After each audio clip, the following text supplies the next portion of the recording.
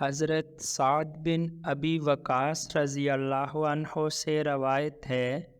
کہ رسول اللہ صلی اللہ علیہ وسلم نے فرمایا، جس نے مؤذن کی اذان سن کر کہا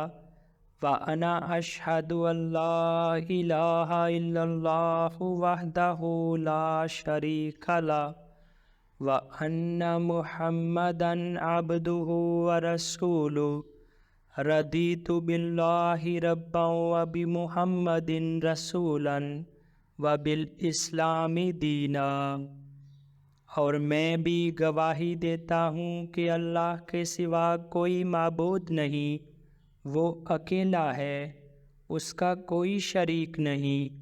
اور محمد صلی اللہ علیہ وسلم اس کے بندے اور رسول ہیں، اور میں اللہ کے رب ہونے اور محمد صلی اللہ علیہ وسلم کے رسول ہونے اور اسلام کے دین ہونے پر راضی ہوں، تو اس کے گناہ بخش دیے جائیں گے۔